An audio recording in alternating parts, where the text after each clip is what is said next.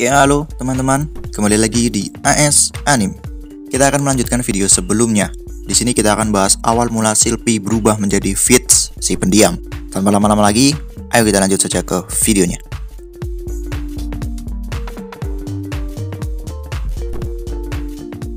Ya, setelah bertemu dengan Putri Ariel, Sylvie dibawa ke ibu kota kerajaan Asura.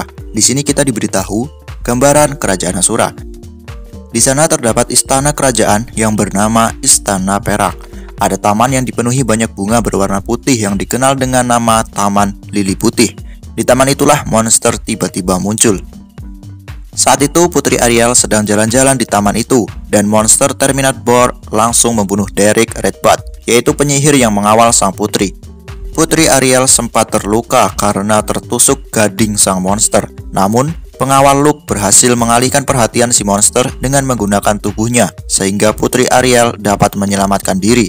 Sebenarnya Luke dapat menggunakan pedang, tetapi karena daerah itu dilarang untuk membawa senjata, jadi pengawal Luke tidak membawa pedangnya. Dan pada saat itulah Sylvie jatuh dari langit dan membunuh monster itu. Bisa dibilang Sylvie adalah pahlawan yang menyelamatkan nyawa sang putri. Kejadian itu menjadi buah bibir di kalangan bangsawan kerajaan, terutama soal kehadiran monster di taman. Mereka menduga ini semua ulah fraksi pangeran pertama.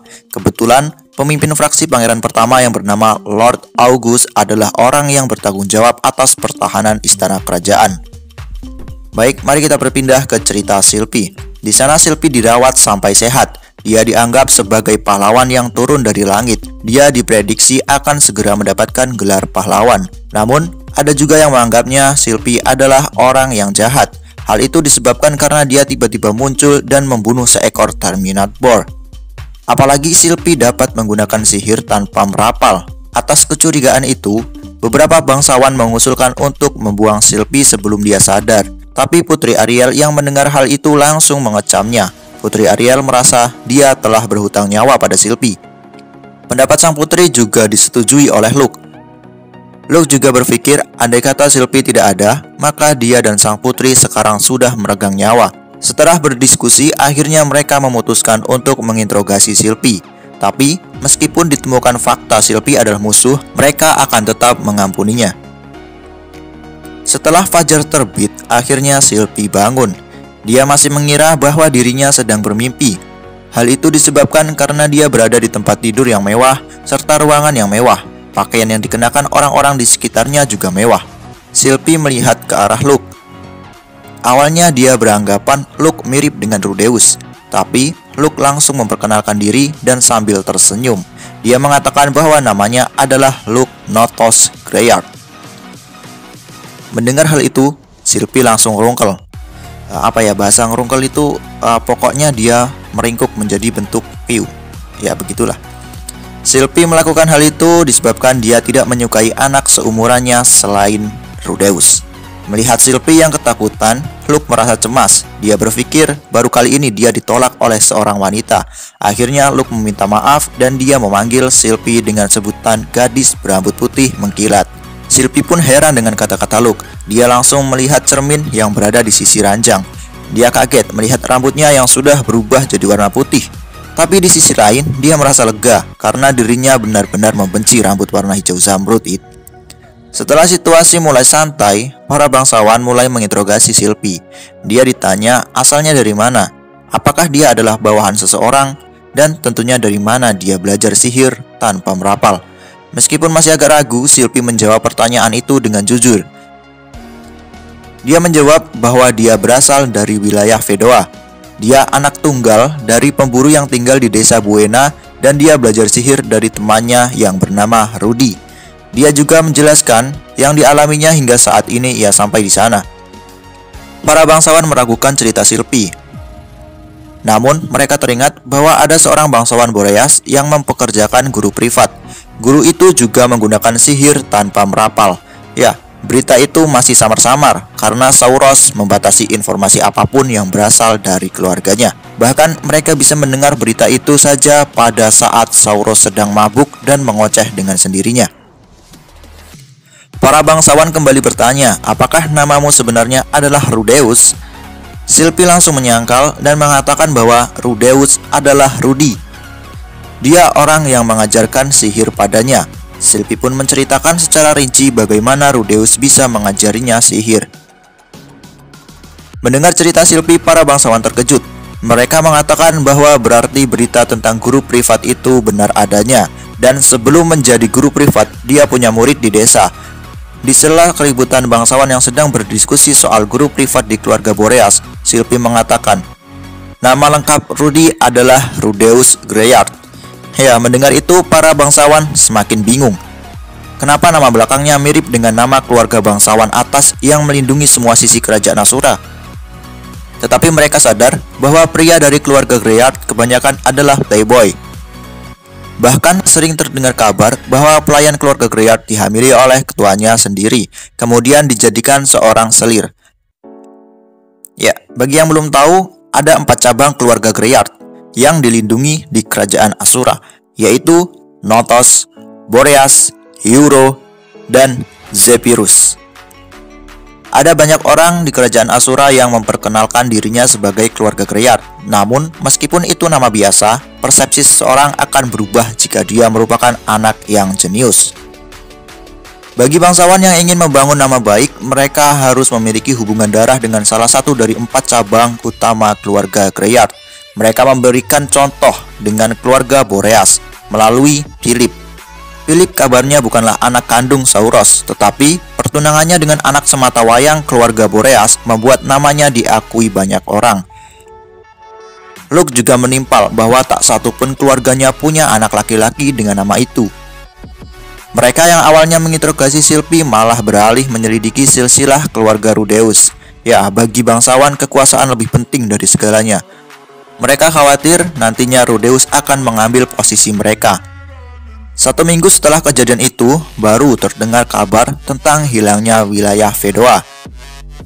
Pada saat insiden metastasi terjadi, ada seorang kesatria yang menyaksikan dari jarak beberapa meter dari radius teleportasi, dan mereka langsung melaporkan situasi itu ke ibu kota. Setelah mendengar kabar ini, sang raja langsung menunjuk divisi sihir Asura untuk menyelidikinya. Sementara itu, banyak laporan masuk tentang kemunculan orang-orang dan beberapa monster secara tiba-tiba di berbagai daerah. Karena banyaknya laporan, mereka jadi bingung apa yang sebenarnya terjadi. Kerajaan hanya menyimpulkan bahwa itu adalah kejadian misterius yang tidak dapat dijelaskan. Informasi itu menyebar dengan sangat pesat, hingga sampai ke telinga Sylvie. Sylvie menjadi bingung dan bertanya kepada para bangsawan. Melihat Sylvie yang bingung, para bangsawan pun menjadi ikut bingung. Tetapi hal baiknya adalah keraguan tentang Sylvie yang dituduh sebagai mata-mata pun mulai memudar. Para bangsawan akhirnya menyimpulkan bahwa Sylvie benar-benar anak pemburu biasa, karena pekerjaan pemburu adalah pekerjaan terendah. Maka para bangsawan mencoba untuk menutupi fakta tersebut. Ya, pihak istana tidak mentolerir perbedaan status. Terjadi perdebatan kembali soal Sylvie yang akan ditempatkan di mana. Mereka sadar rumah Sylvie sudah hilang karena insiden itu. Para bangsawan mempunyai ide untuk menjadikan Sylvie sebagai budak. Hal itu disebabkan parasnya yang cantik dan kemungkinan ketika dia sudah besar nanti, dia akan banyak diinginkan oleh para bangsawan.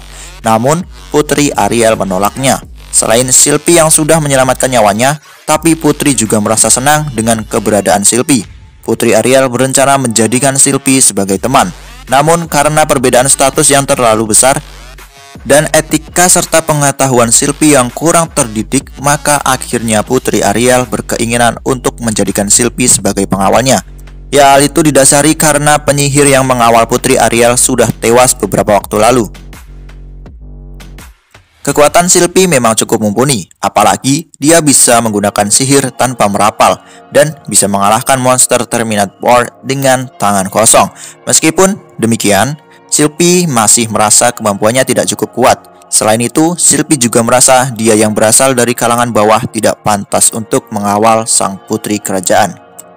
Senada dengan pikiran Sylvie, Luke awalnya juga sedikit gengsi. Dia beranggapan bahwa pengawal putri seharusnya diemban oleh bangsawan yang lebih terhormat, bukan diemban oleh gadis kampung seperti Sylvie. Namun, Luke tetap menyerahkan semua keputusan kepada Putri Ariel. Ariel bertanya kepada Sylvie tentang siapa yang mengajarinya etika kerajaan. Sylvie dengan jujur mengatakan dia diajari oleh seorang pelayan bernama Lilia. Mendengar nama Lilia, Putri Ariel teringat tentang seorang pelayan yang melindunginya saat kecil. Dia adalah pelayan istana. Ya, ternyata dahulu kala Lilia adalah seorang pelayan istana dan juga menjabat sebagai seorang pengawal. Dia diceritakan dahulu Lilia mengalami cedera dan mengundurkan diri dari tugasnya. Dia juga digosipkan telah keceplosan menceritakan rahasia dalam istana pada seseorang dan memutuskan untuk melarikan diri ke daerah Vedoa. Sylvie kembali berkata bahwa Lilia adalah pelayan yang bekerja di rumah ayah Rudy yang bernama Paul. Mendengar nama Paul, seketika orang-orang langsung teringat tentang sosok bocah nakal dari keluarga Notos. Dia bernama Paul Notos Greyard. Dulu, Paul sempat berselisih dengan ayahnya dan membuang gelar bangsawannya. Para bangsawan mempertimbangkan segala kemungkinan. Mereka merasa cerita itu tidak mungkin hanya sebuah karangan, dan jika akan dilakukan penyelidikan, daerah Vedoa sudah lenyap. Meskipun Sylvie dari kalangan rakyat biasa, dia bisa menggunakan sihir tanpa merapal dan juga mempunyai etika dan sopan santun meskipun tidak sempurna. Mereka juga memikirkan ada seorang keluarga Greyard yang memihak fraksi Ariel, yaitu Luke dari kalangan Notos. Dengan begitu, maka Notos adalah sekutu Ariel. Tetapi Paul Notos Greyard telah membuang gelarnya. Bisa dikatakan bahwa Paul adalah musuh Ariel. Mereka heran jika Sylvie ingin menerima pekerjaan sebagai pengawal, kenapa dia menyebutkan nama Paul. Setidaknya muncul fakta baru bahwa Sylvie punya ikatan erat dengan Paul. Kemudian mereka menyadari sesuatu. Dari keluarga Greyard lainnya, ada seorang pria tak ramah bernama Philemon. Dia sekarang menjadi kepala keluarga, sedangkan Sauros Boreas Greyard adalah orang yang sering bermusuhan dengannya. Sauros selalu berpendapat bahwa Paul lebih layak menjadi kepala keluarga dibandingkan Philemon. Namun Sauros bukan tipe orang yang akan melibatkan seseorang gadis muda untuk urusan politik. Mereka pun beralih menuduh Philip Boreas Greyard telah mengendalikan Sylvie. Mereka beranggapan Philip adalah orang yang tak segan-segan menghancurkan fraksi Putri Ariel yang merupakan sekutu Notos. Tapi mereka sadar bahwa Sauros, Philip, dan Rudeus juga menjadi korban teleportasi. Hal itu membuat mereka beranggapan bahwa salah satu dari mereka adalah dalang di balik kejadian itu dan membuat mereka semua seolah-olah menjadi korban. Lalu, gerakan pertama adalah mengirimkan Sylvie sebagai mata-mata untuk menghancurkan fraksi Putri kedua. Apabila Sauros tidak terlibat, maka dalangnya adalah Philip yang berusaha menjebak James agar gagal menjadi kepala keluarga selanjutnya. Para bangsawan berpikir untuk merebut kursi kepala keluarga Greyard selanjutnya, Boreas akan melakukan segala cara. Seperti itulah kesimpulan para bangsawan. Kecurigaan tanpa dasar yang jelas itu berhasil mereka sempurnakan. Kemudian, seorang bangsawan memiliki gagasan yang mengejutkan. Dia berpendapat untuk menyebarkan kabar burung bahwa Sylvie adalah Rudeus. Apabila Sauros bergerak, maka ada kemungkinan Rudeus juga terlibat dalam rencana yang dikarang para bangsawan tadi. Mereka kembali mengarang-ngarang kemungkinan bahwa Rudeus adalah kartu asnya Sauros. Mereka menyimpulkan Sauros akan menyimpan Rudeus hingga besar nanti yang akan muncul menjadi kekuatan yang tiada tanding. Ketika Rudeus muncul, otomatis Rudeus akan memimpin keluarga Notos dan mengalahkan siapapun yang terlalu takut untuk bertindak. Dialah yang akan menghancurkan fraksi Putri kedua dengan begitu telak. Sylvie diduga sebagai antek yang memantau situasi fraksi Putri kedua. Akhirnya, diskusi panjang itu mencapai kesimpulan, yaitu memalsukan gender Sylvie menjadi seorang pria. Hal itu mereka lakukan agar orang-orang tidak mengenalinya. Jika ada antek-antek Sauros yang mengawasi Sylvie, antek-antek itu tidak akan berpikir bahwa Sylvie sudah diangkat sebagai pengawal sang putri. Akhirnya mereka juga tetap mewaspadai Sylvie sebagai mata-mata. Ya, mereka benar-benar ribut tentang hal itu. Padahal mah Sylvie adalah anak yang lugu dan tak tahu apa-apa. Aduh, ribet banget jadi keluarga bangsawan. Dengan kesimpulan tadi, akhirnya diperkenalkanlah Fitz, sang penyihir pengawal putri kedua. Dia adalah pria misterius dan jenius yang dapat menggunakan sihir tanpa merapal. Karena wajahnya selalu disembunyikan di balik kacamata hitam, tak seorang pun tahu tentang identitas dia sebenarnya.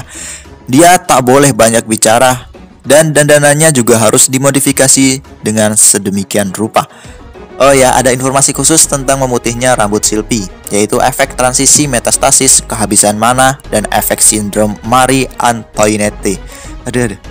Piye ngomong iki? Pokoknya tak tulis kuwi kono kuwi tulisannya. Silpi tak menolak semua ini. Dengan jaminan Silpi boleh mendapatkan informasi apapun tentang kejadian teleportasi. Dia diberikan hak khusus. Dia tak punya pilihan lain selain menerimanya. Rumahnya juga sudah lenyap. Dia tak punya tempat untuk pulang.